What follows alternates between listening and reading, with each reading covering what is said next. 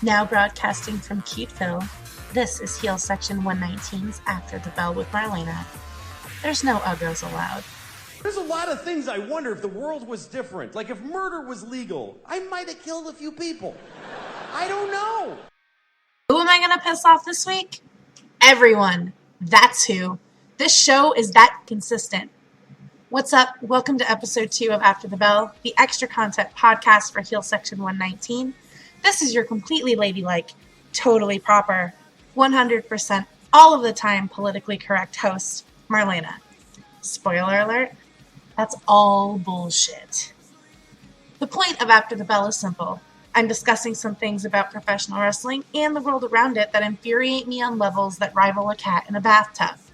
Let's get into our 3 topics for this week. Topic 1 this week is actually a topic that drives me to needing a drink. Double standards in professional wrestling, especially when it comes to women performers. My co-host for Heel Section 119, Julie, came to me with this and I didn't realize how much it hawked me off until that moment. There's nothing that grinds me more than people who insult, belittle, tear down, and act like complete ass jackets toward one type of diva while obsessing over very similar divas. Here's an example. People who claim divas like Charlotte, Dana Brooke, former divas like Beth Phoenix, look like men because of their fitness levels, their obvious love of lifting weights, their attention to detail, and the way that they treat their bodies. Yet, they obsess over and praise smaller divas like Alexa Bliss and Emma, for the exact same things that they tear the other women down for. Are you fucking kidding me? Every woman who gets into a ring, be it WWE or some other promotion, has to have some level of conditioning and fitness that is superior to the average person. These are all, for the most part, incredibly gifted athletes, even if they're not the best wrestlers inside the ring. While you're tearing people down and pigeonholing these women to them looking like men, you're shitting all over anyone who admires them, looks up to them, finds them attractive, whatever the case. You're being a narrow piece of shit, and you should probably reevaluate your motherfucking life. You're allowed to have an opinion. Everyone has them. But when your opinion is tearing down another human being and being completely contradicting, you look like an unimpressive, flaccid cock. Moving on.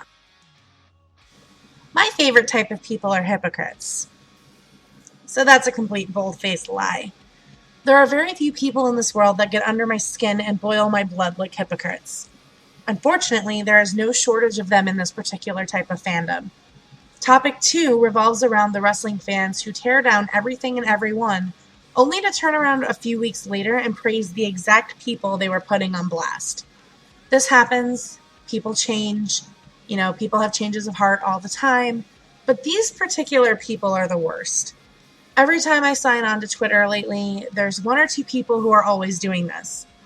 They go out of their way to pick apart every single match, every single promo, every single little thing on Raw or SmackDown or NXT, or any other wrestling program for that matter, then claim to be fans of the very people that they bash repeatedly. Let me be the first to tell you that this act and this practice makes you look like a fucking moron.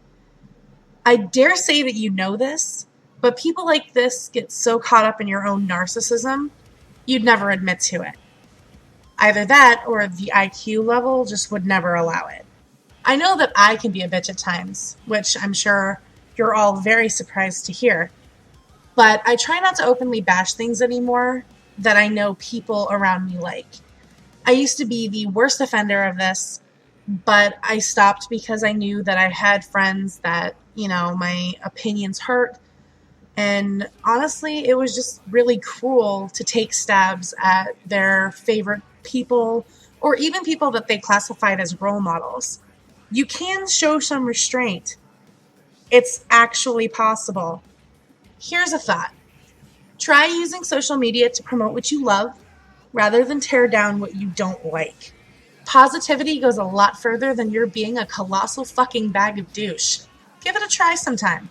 Don't you dare be sour! Feel the power! And we're on to topic 3. Sticking to kind of the theme this week, my final topic is also something that's very heavily influenced by people who hyper-obsess over stupid shit. There are fans out there that think because the WWE is branded PG, that people should always be wearing tent shirts, full coverage, the whole 9 yards. WWE recently posted something on their Instagram which featured a photo of the Divas champion, Charlotte, with the social outcasts for WWE Game Night. There's an uproar in the comment section because Charlotte is wearing a revealing shirt. This is astounding to me. There were a lot of comments about how Charlotte is supposedly ugly, which see topic 1 of this very podcast to identify with that shit. And then the other dominant comments, which are largely from women, talked about how she is not a role model because she wears low-cut shirts and is setting a bad example. Shut the fuck up! Shut the fuck up! Shut the fuck up! Shut the fuck up! What year do you live in? It is 2016, not 1616, you Puritan fuck. Get a grip. Here's a bold statement. It's mentalities like this that fuel the rape culture. Women have to be careful of what they wear because they, quote, trigger people with their fashion choices. No. Go fuck yourself with a rusty butter knife. People, not just women, have the right to wear whatever the hell they want to wear. It doesn't matter if they're a celebrity or any random Joe Schmo walking down Main Street. A person's fashion choices does not give you the right to dictate their worth, and it doesn't give you the right to talk shit on them. If you think it does, you need to check yourself somewhere because you, my friend, are what is wrong with society. A female wearing a low-cut shirt means she's a bad example and a terrible role model? Oh, I'm sorry. Genetics and nature made her an anatomically sound female. What a fucking whore for showing a little cleavage. She should be ashamed of herself. Seriously, people, grow up and act your age, not your equivalent IQ. You'd be doing us all a favor. I often feel like there should be an assessment test to be able to even be on the internet. Just to sign on, you need to have an IQ test done, and you have to prove that you have a snivel of common fucking sense. But, of course, that's wishful thinking, right? Anyway, I hope you guys enjoyed this episode of After the Bell, and if you haven't already, head on over to Heel Section 119's Spreaker page. I'll link that in the description, and listen to this week's show that's up now. For Heel Section 119, this has been After the Bell, and as always, I'm Marlena. I'll see you guys next week. Whoa, turn down the fucking music. You didn't think that was it, did you? Think again.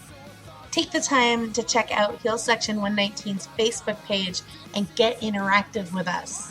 Find us on Facebook at facebook.com/Heel Section 119.